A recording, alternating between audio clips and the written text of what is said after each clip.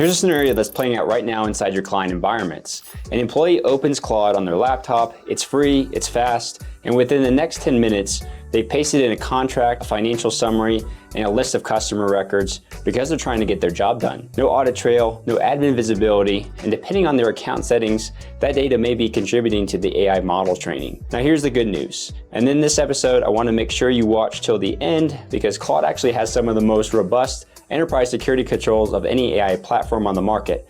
SSO, skin provisioning, admin governance, workspace isolation, it's all there. The problem isn't Claude. The problem is the gap between what's available and what most organizations are actually running. So in today's episode, we're going to close that gap. 5 major things that we're covering as part of this video. Number 1, why the plan tier you're on determines almost everything about your security posture. Number 2, how to get data governance locked in from day 1 with a paid account. Number 3, configuring SSO and domain capture so users can't go rogue. Number 4, which Claude products carry higher risk and how to control them from the admin console. And number 5, how to govern the API and lock down workspaces for clients with technical teams. We've got a lot to unpack today, guys, so let's go ahead and dive in.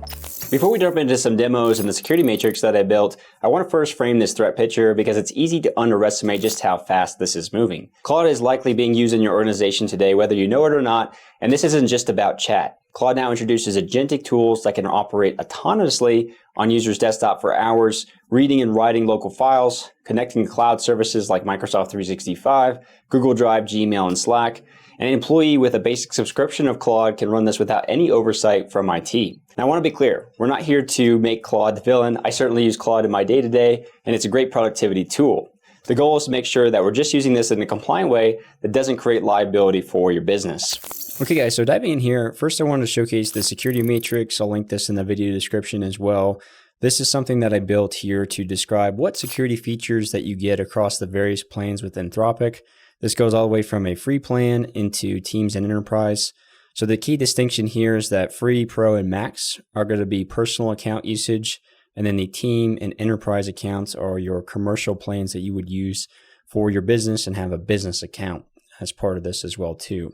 So you'll notice that obviously they do come at a cost, but I think that is appropriate if you identify, there's a specific business need of the AI tool you would want to adopt. So day 1, I would dictate, what AI tool do we want to use in our organization? If we see a majority of our users leveraging Claude, then we might want to look at getting this paid account and starting to put these governance features in there. If you have others like GPT or Copilot with Microsoft, that might be where you want to dictate all of your energy and then block access to these other outside AI tools. It's part of like a Shadow AI initiative. But all that aside, I broke these down into identity and access management, admin and policy controls, data governance and privacy, audit logging and monitoring, Claude Code governance if you're using Claude Code internally, and then compliance certifications. So I'm not going to walk through every single one of these settings for the sake of time. That would take way too long. But I do have a free school community you guys can check out as well too and be part of. And within here, I've got the controls all listed out that you can access here and how to go configure them, steps for implementation, things like that. So this is all free, including the security matrix if you guys wanted to check that out after you watch this video. But the key thing here, with all these controls and kind of your first step, if you will, with this is if you are not already, you would want to go ahead and establish a commercial account, either a Teams or Enterprise, depending on your size, and walk through some of the various considerations with that. But effectively here, this is where you begin your day 1 governance items as far as being able to accomplish the rest of the tasks that I'm going to show you. Hey guys, just a quick announcement here. If you use Microsoft 365 today and you want a tool that can help you identify all your security gaps, but also some of the Shadow AI that's going on in the organization today to identify what AI tools you might want to govern or implement within your organization, take a look at a tool that I built called CloudCapsule. We perform a rapid assessment against your Microsoft environment for a bunch of different security risks and considerations, each of which has recommendations on how to go improve. And most recently, we've also added the Shadow AI report, which can do an analysis against all the Shadow IT going on within the environment between your browsers, as well as your workstations. And within here, you can actually see which users are leveraging tools like Claude as an example, and even clicking into them, you can see all the individual tools for AI that they have in use. So this looks interesting and you guys want to check out a demo, head over to cloudcapsule.io and book a demo with us today. So diving into that, it's kind of our first major recommendation here as far as establishing this governance. The governance of commercial accounts is definitely the day one item that I begin to do and begin to get people into a channeled workflow, a governance layer, a container, if you will, for how they're chatting with Claude and how you're able to govern that from an IT perspective. And I showed this in previous videos as far as the security consideration, but anybody can sign up for this personal account with their work email or with a Gmail account, and they can go straight into chatting and connect any file or folder from their local Explorer or upload any client documents, things like that. So it's kind of what I was mentioning in the beginning here, where your data governance just goes to absolute, wild, wild west as far as anybody being able to upload anything there. So the big thing here is within the settings on the personal plan, the thing I've pointed out in the past as well too, if you go under privacy, by default, if somebody signs up with their personal Gmail or a work account on a personal Claude instance, you're going to automatically have this setting checked here, which is feeding, Claude's AI model as far as, using it to train and improve the Anthropic model. So that's one thing that we want to get out of. And with the commercial plans with Teams or Enterprise, that's something that's locked down by default. You're not automatically being used to train the plans. You don't even have that selection as far as being able to toggle it on or off because it's just off in this particular case. So it's kind of a day one item to go ahead and establish these team plans. And then you can begin to add members to this as well too when you're ready. So this will allow you to basically set, kind of more of the access governance right from the forefront. Next here, you'll notice that between the team and personal plan, with the personal plan, I just have access to the settings here for my personal settings that I want to have.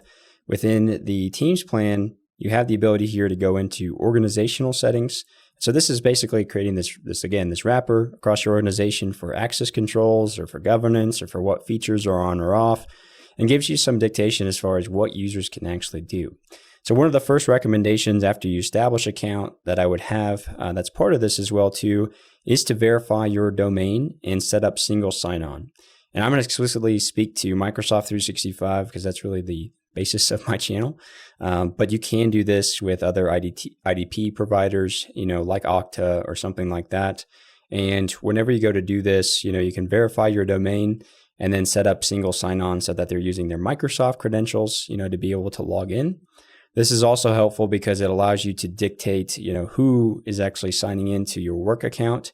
And somebody can't just use their work email to sign up for a personal account, as an example. So if I show that here with another account that I actually set this up for, I can go ahead and type in that domain name as an example.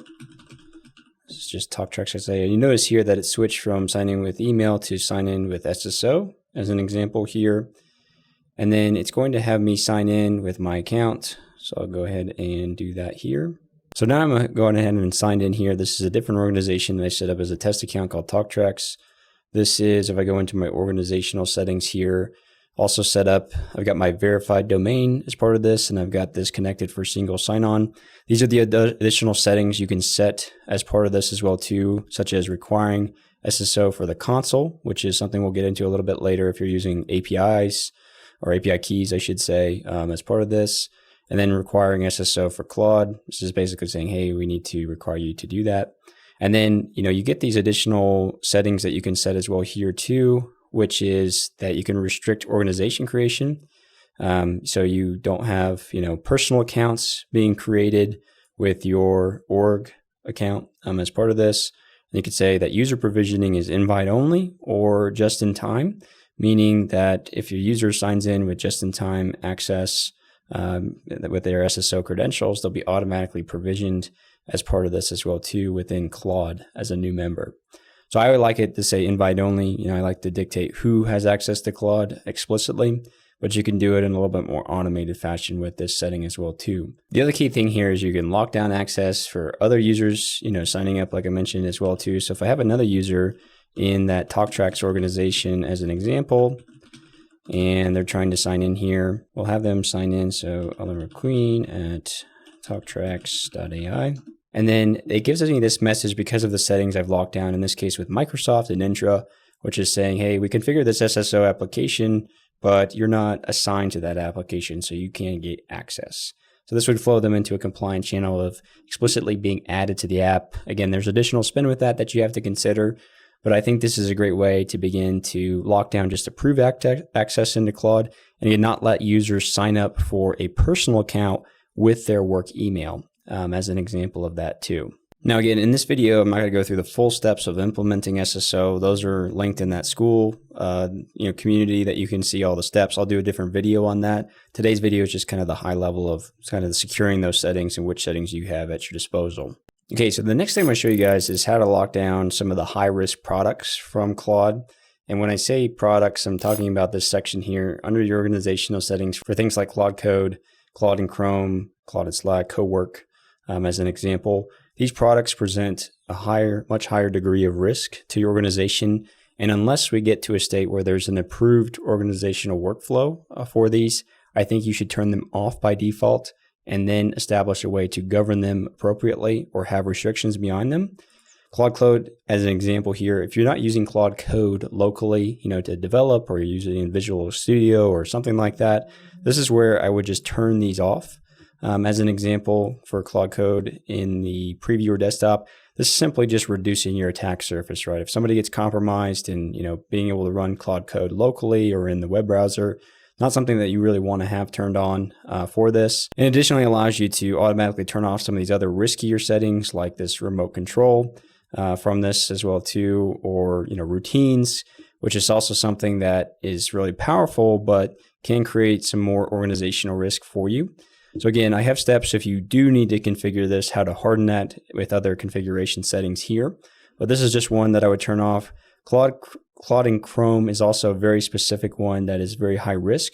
This is another one that I would disable as well too, that you can have, as far as a business case or do an isolation for certain users as part of this. But what this is saying is basically Claude is able to go and, do autonomous workflows into, sites as part of this. And you can say that you want to go ahead and block the extension if you did want to allow this, but then add only approved websites that you would have as part of this too. So they have complete documentation here on showing what the risks are and things like that. But if I pull up that article, that says use Claude and Chrome safely, you've got these prompt injection attacks that can, be used to trick Claude into certain scenarios. I've seen that a lot. JavaScript execution on web pages as part of this as well too. So you've got a lot of really high risk, in my opinion, if you're going to, turn this on. And by default, they automatically block sensitive high-risk sites like financial services and banking sites, cryptocurrency exchanges, adult content, things like that as well too. So they have some stuff out of the box, but I just wanted to highlight this because it is a very high risk to be turning this on. I think while it's in preview, a little bit too high risk for a business, right, as an example of that. And I wouldn't necessarily turn it on until there's more protections that we can put into place. But if you do have to, or do you, are supporting it in that way, you truly want to set this to block extension and then allow websites, from there as well too. Claude and Slack, same thing, that you would have as far as wanting to turn this on as a use case and having an approved workflow for that. More specifically here, Cowork is another one here that is a very high risk tool, I would say, at this point in time. They've got the additional safety tips here for Cowork as well too. It requires you to install Claude Desktop for Windows, for Mac OS. And this is something where it can manipulate your local file explorer. You can start deleting files on your local PC as part of this as well too. And so this is not something that, again, I would try to involve into the first wave of rollout. So if you're thinking about getting a massive productivity benefit, I think that's more limited in scope right now. So it's got a bunch of these, which I'll link in my school community as well too. And then there's these considerations like act without asking, which is really high risk. Again, they have this off technically by default. Same thing with dispatch. You have, Cowork running on the computer with task in the background. You can send instructions. Not only do we have considerations for the security footprint that this could cause, but we also have considerations for your bill. And this just racking up costs like crazy, as a consideration for this as well too. And you can have that capped. There's other ways you can mitigate cost considerations, but this is just another one where I would turn it off, for the organization here until you find a great use case or until this evolves a little bit more, at least at the time of this recording. Last couple ones on just disabling what's available by default here is in the libraries, you have plugins and you have connectors. And so, you can go ahead and, put that these are default access is not available. I would recommend doing that to say that you have an approval process for, new applications or plugins that come on board.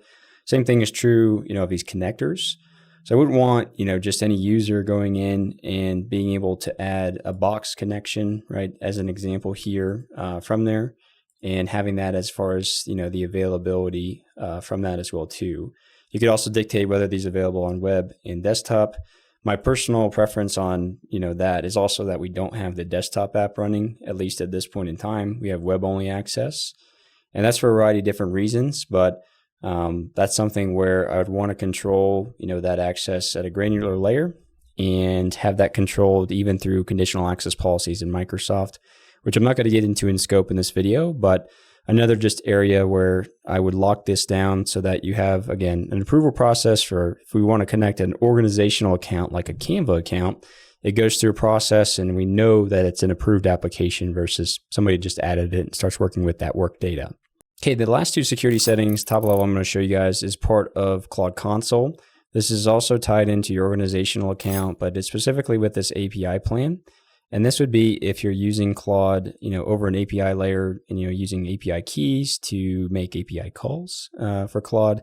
It's a little bit more development focused, but you might also now be using it for managed agents within environments, which is really brand new at the time of this recording. But a couple of things here that you'd want to check out here for locking this down a little bit more is if you click into the settings and go organizational settings, one of the things that I would do here is you basically isolate your workspaces into development or production, right, as an example. So you have your keys tied to that environment appropriately.